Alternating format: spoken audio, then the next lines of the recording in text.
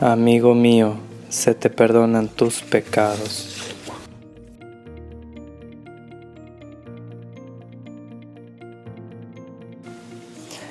Hola queridos hermanos, hoy estamos al lunes 7 de diciembre.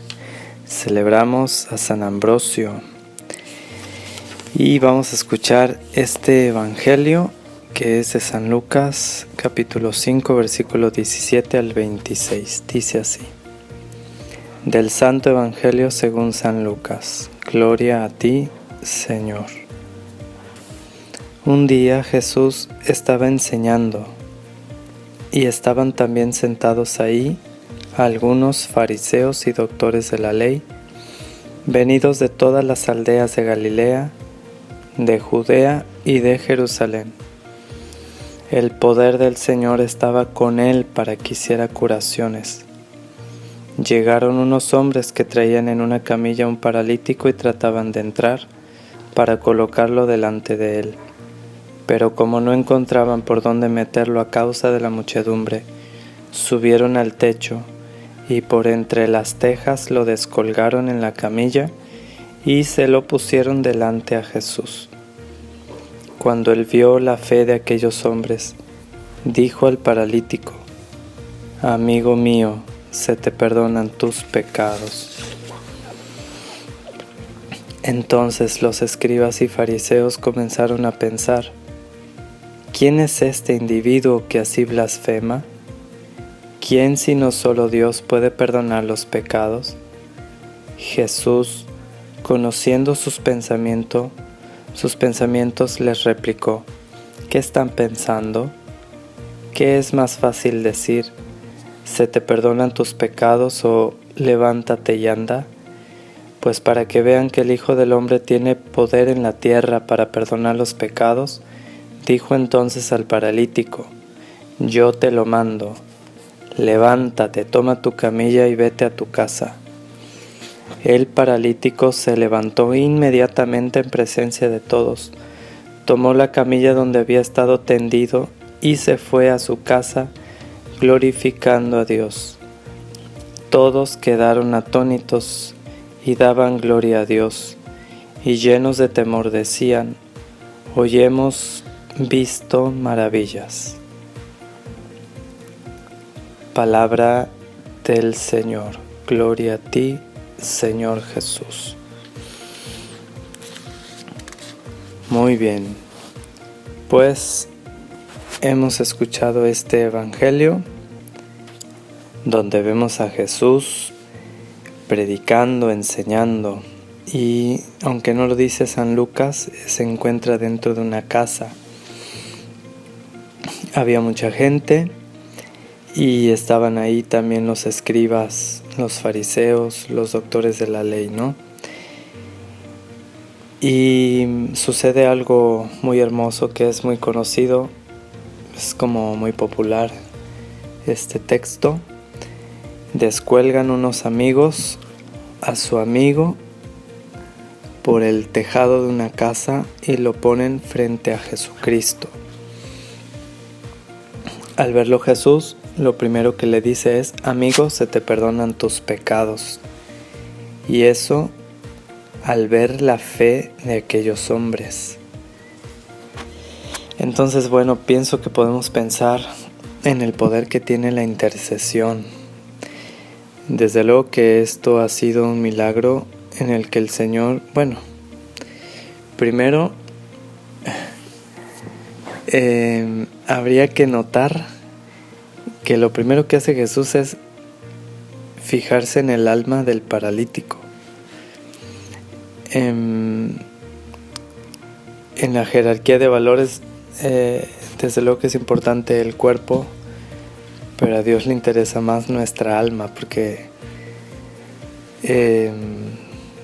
nuestra alma es eterna, nuestro cuerpo es temporal, y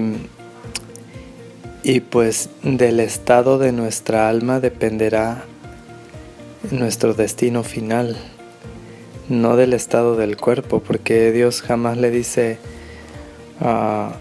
a un cojito, a un manco, no le dicen, pues no puedes entrar al cielo porque no tienes un brazo, no tienes una pierna, ¿no? No entramos al cielo porque no tenemos caridad, por eso no entramos al cielo. Y entonces lo que más le interesa a Cristo es el corazón de aquel hombre. Por eso, en atención a la fe de aquellos que intercedieron y que lo ayudaron, sus amigos, hasta que llegara hasta estar cerca de Cristo, en atención a esa fe, le dijo: amigo, tus pecados se te perdonan. Entonces Jesús se fija principalmente en nuestro corazón. Otra cosa importante es el valor que tiene la intercesión. Hay personas, cristianos católicos bautizados, que a lo mejor andan alejados de los sacramentos, llevan años sin confesarse, tienen tiempo que no se acercan a comulgar, pero tienen buenos amigos reales, verdaderos, que se interesan no solo por su cuerpo, sino sobre todo por su alma, y que le están constantemente diciendo, pues, acércate a Jesús, acércate al Señor, haz oración, ve al Santísimo, prepárate para hacer una buena confesión, y que le ruegan a Jesús por esas personas y que interceden constantemente por esas personas. Entonces llega el tiempo, llega el momento en el que esas personas cambian. Y en atención a la intercesión de sus amigos, el Señor hace maravillas en esas personas. Así que qué bueno es tener buenos amigos, qué hermoso y qué regalo, qué don tan bello es tener buenos amigos que se interesen por tu alma, no solamente por tu cuerpo. Y eso es algo también valiosísimo que podemos hacer, la intercesión por nuestros seres queridos y aquellos también que no nos quieren, interceder ante Jesús por ellos y rogarle al Señor que toque sus corazones. Y bueno, lo otro es también hermoso y muy interesante, porque Jesús es Dios, es 100% hombre, pero también es 100% Dios. Y entonces conocía los pensamientos de los fariseos, que estaban ya dudando de por qué Jesús perdonaba los pecados, puesto que solamente Dios lo hace, ¿no? Pero los fariseos no tenían fe, no sabían que Jesús es Dios con nosotros, el Emmanuel. De hecho, el nombre Jesús significa Dios salva. ¿Y de qué nos salva? Pues de los pecados principalmente. Y entonces Jesús, para que vean que el Hijo del Hombre tiene poder en la tierra para perdonar los pecados, como él mismo lo dijo, se dirige al paralítico y le dice: levántate,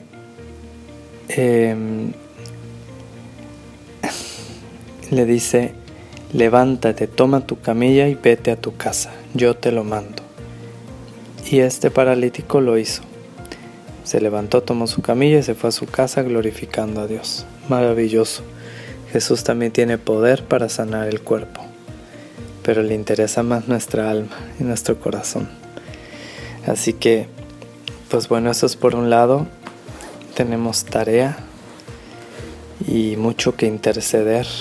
Hoy en día la Virgen Santísima está pidiendo que recemos no una ni dos, sino 3 veces el rosario al día. Pero bueno, cada día en su proceso, cada quien puede ir poco a poco creciendo en esa tarea.